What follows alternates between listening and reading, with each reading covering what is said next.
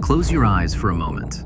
Imagine a world where your money could suddenly become worthless. Now imagine the most powerful country on Earth teetering on the same edge. Stress worthless and powerful country, but here's what nobody's talking about. What if the United States is about to make the same mistake that destroyed entire economies in the 1980s? What if we're heading toward a crisis that already happened to countries just like us? And what if, by the time you realize it, it's already too late? Same mistake, already too late. Today, we're going to break down one of the biggest financial threats facing America right now. We're going to travel back to the 1980s, to Latin America, where countries that were thriving literally collapsed overnight. We're going to compare that crisis with what's happening right now with the United States' $34 trillion debt. By the end of this video, you'll understand whether a default is actually possible or just a myth. So stay with me.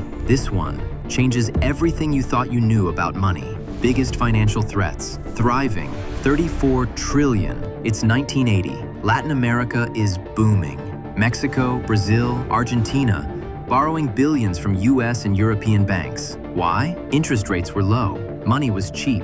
Everyone thought, this party's never gonna stop. Then, Paul Volcker happens. 1979. He slams interest rates to nearly 20%. Every single dollar Latin American countries owed became twice as expensive. Mexico fell first, August 1982. By 1983, 17 countries were in default. Banks panicked. Economies shattered. Millions lost everything. Inflation hit over 1,000% in some countries. Right now, the average Latin American family saw their life savings vanish overnight. Imagine waking up to that. Booming, slams, twice as expensive, shattered, life savings vanish. 3 reasons hit hardest. 1. Dollar dominance. Debt in USD, value doubled with stronger dollar. 2. Commodity dependence. Oil and raw materials prices fell. Income disappeared. 3. Political instability. Corruption, mismanagement. Borrowed money often vanished before reaching the people. 3 strikes, the continent was out. Dollar dominance, commodity dependence, political instability. Now fast forward. United States owes over $34 trillion.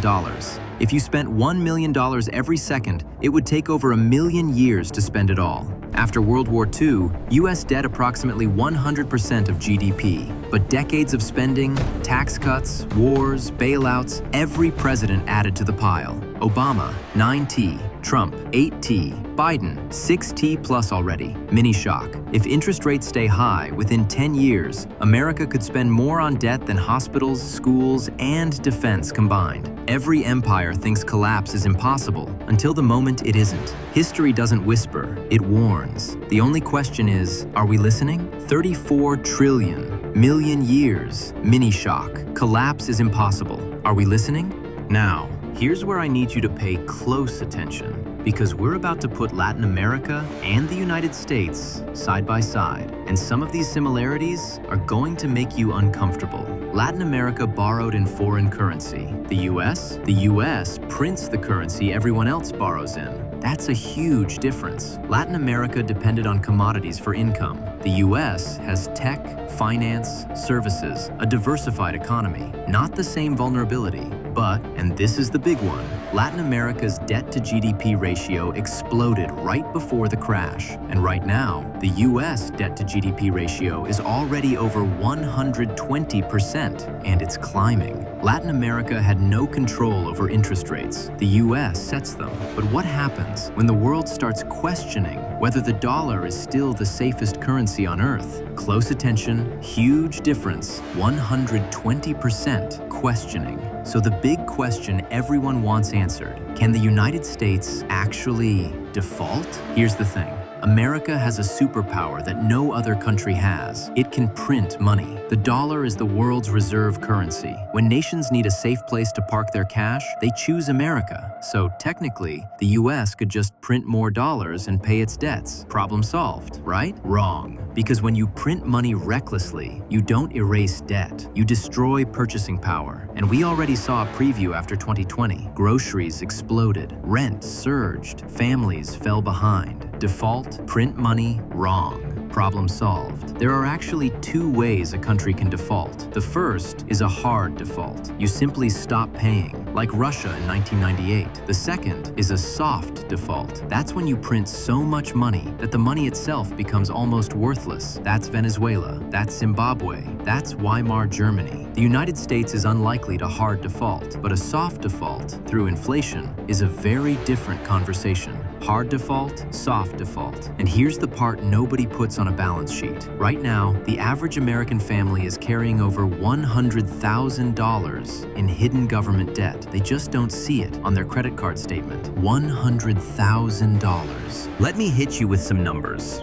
Wall Street doesn't want you to sit with. Right now, the United States pays over $1 trillion a year just in interest on its debt. Not healthcare, not schools, not infrastructure, interest. That's more than the entire defense budget, and it gets worse. Just a few years ago, the Federal Reserve held over $5 trillion in U.S. Treasury bonds. Now, they're selling them quietly. $1 trillion a year, $5 trillion, selling. And it's not just the Fed. China is reducing its U.S. bond holdings. Japan is doing the same. Countries that used to bankroll America are slowly stepping back. Ask yourself this: if the world's biggest lenders start losing confidence, who steps in? Who buys the debt when nobody else wants it? Losing confidence. Who steps in? And then there's the debt ceiling. Remember those dramatic moments in Congress when the government almost shut down? That's not history. That's happened 4 times since 2011. 4 times. The world watched while American politicians argued over whether to pay America's own bills. Each time, markets shook. Each time, confidence cracked. This isn't stability. This is a system running on last-minute deals. 4 times. And here's what makes this different from past crises. There's no explosion, no single collapse moment. This is a slow burn. Higher interest payments, weaker buyers, political paralysis. Piece by piece, the margin for error disappears. And most people won't notice. Not until retirement accounts shrink. Not until mortgages spike. Not until everyday life quietly gets harder. So let's walk through the unthinkable. What actually happens if the United States defaults? This wouldn't stay inside America. It would ripple across the entire planet. The US dollar is used in nearly 60% of global trade. If that system breaks, trade freezes. Interest rates worldwide would skyrocket. Stock markets wouldn't fall 10%. They could fall 50% or more. Countries holding US treasuries, China, Japan, South Korea, would lose trillions. And ordinary people? Savings evaporate. Retirement funds vanish. This isn't an American crisis. It's a global financial reset. 60%, skyrocket, 50%. Now, I'm not here to make you panic. I'm here to make you prepared. The people who saw Latin America coming, who saw 2008 coming, they didn't just worry, they diversified. That means knowing where your money lives, not trusting a single system, not putting everything in one basket. Gold has historically acted as a safe haven. So has real estate. So have broad index funds. These aren't predictions. These are conversations you should already be having.